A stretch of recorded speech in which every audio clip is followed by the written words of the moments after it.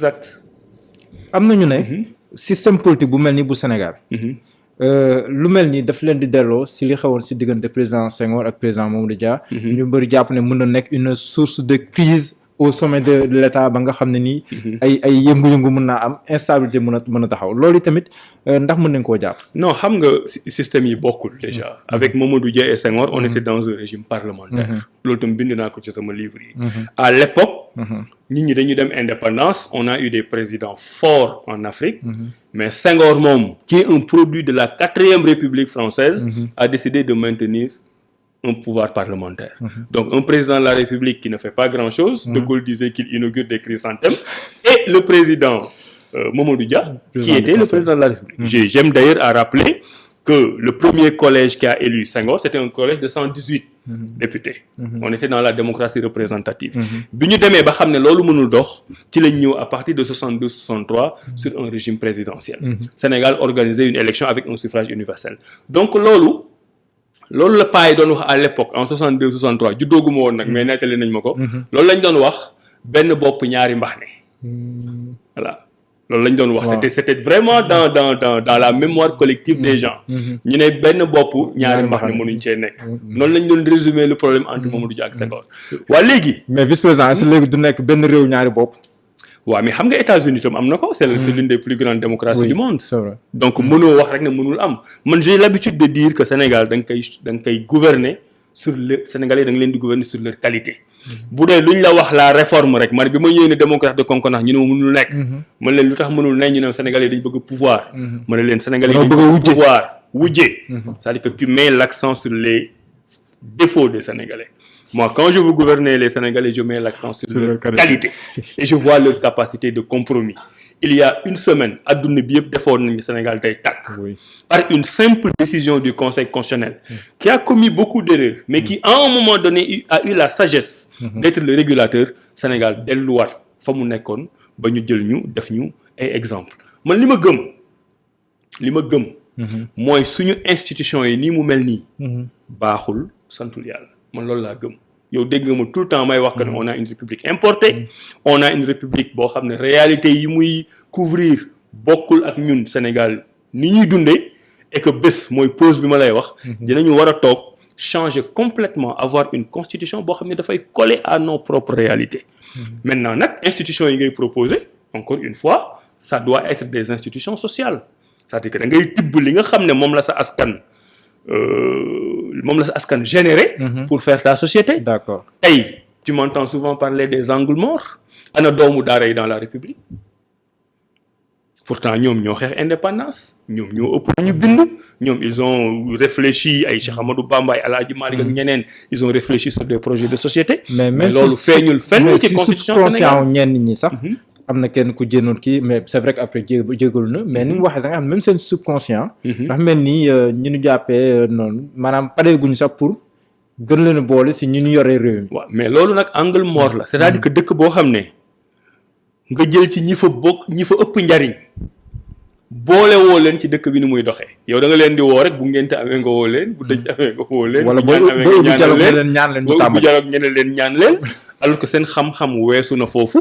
loolu pour man tu perds énormément de choses c'est la même chose sur le secteur informel te programme mu Diomaye bi wax na ci yow Sénégal tu as le ministre de l'économie moom mooy toog def discours de ne 95% de notre économie est informelle c'est le ministre de l'économie du Sénégal qui dit ça donc implicitement il est en train de te dire man ministre de l'économie du Sénégal je gère les 5% de formel qu'est-ce que tu fais ñun on avait parlé de professionnalisation du secteur informel dans mon programme dans le programme de Diomaye on parle de formalisation du secteur informel l'un dans l'autre ce sont les mêmes idées mooy li nga xam ne ñooy doxal dëkk bi tey c'est-à-dire que toute l'économie sénégalaise grouille à partir de Sandaga à partir de Kermel à partir de marché Ocass à partir du marché de Rufisque ñooñu nga xam ne ñoo yor économie dans leur réalité mais da nga leen di xëcc nga dugal leen ci biir république pour ñuy cotiser république bi gën a dox mais yow aussi li nga xam ne mooy seen àq ak seen yelleef nga jox leen ko et loolu ça figure à une bonne place dans le programme présidentiel de Diomaye foofu boo ma mayee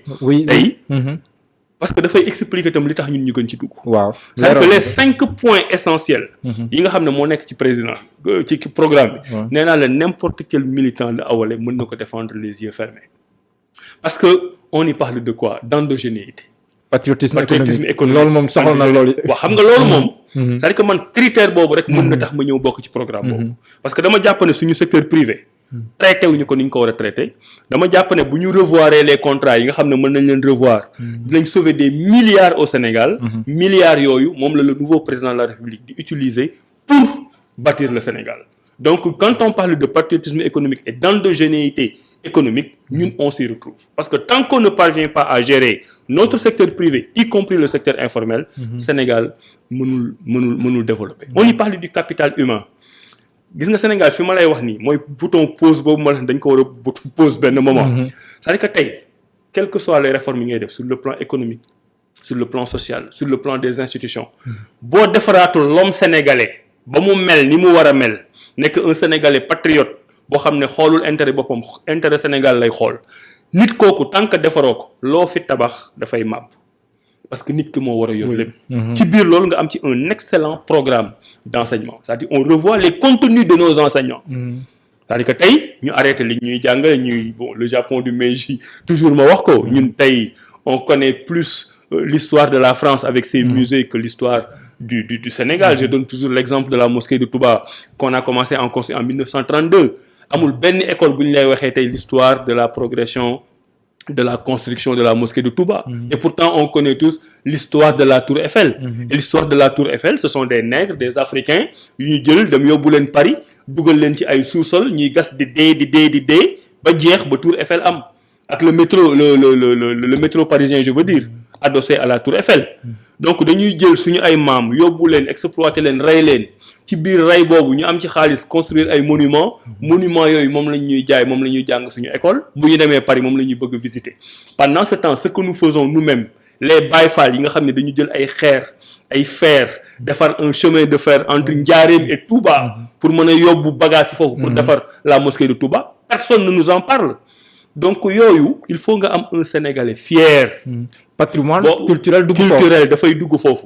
ak yeneen loolu nag moom laay woowee la génération d'idées ñun ñëwuñu au pouvoir pour profiter dañu am nu ñuy xalaate loolu Pastef am na ko Awalé am na ko Avenir Sénégal bi ñu bëgg bu Cheikh Tidiane Gueye am na ko am nañu parti yu mel noonu. nga xam ne dafa am une génération pas d'âge mais d'idées. boo xam ne dañu décomplexé parce que pour man loolu mooy point de rupture bi tey mën nga bañ a nekk jeune.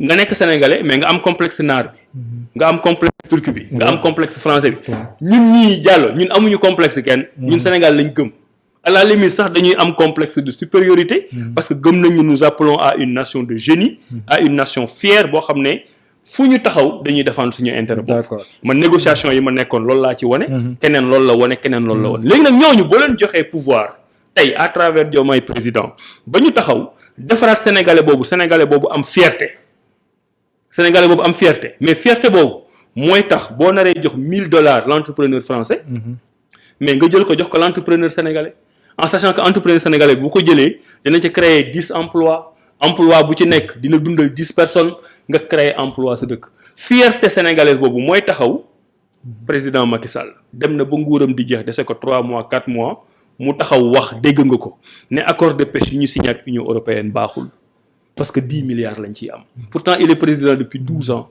xamu ko woon te jaay boobu nga jël jaay géej gi parce que jaayoo say jën da nga jaay géej gi jaay boobu nga jël jaay géej gi chinois jaay ko Union européenne dafa bari ay conséquences mooy jeunes yi nga xam ne yëpp ci géej gi la ñuy dund am yaakaar jànguñu école parce qu'il faut pas seulement xalaat ne da nga war a jaar école pour réussir mais loolu lañ nekkoon ay petits entrepreneurs yor seen kër tey nga jaay géej gi jaay jën yi amatuñu ko ñu dugg immigration clandestine mu indi beneen problème bu duggee immigration clandestine au lieu que nga fexe noo leen di jëlee wala noo leen di encadrer nga dem signer ay Frontex maanaam nan la waa Europe ñoom di def ba say doom bu ñu leen jàppee di leen indiwaat ci à des conditions humiliantes. D'accord. Donc pour man boo régler le problème de la fierté nga am un Sénégalais fier jàng am xam-xam gëm réewum régler nga presque 80% des problèmes des Sénégalais.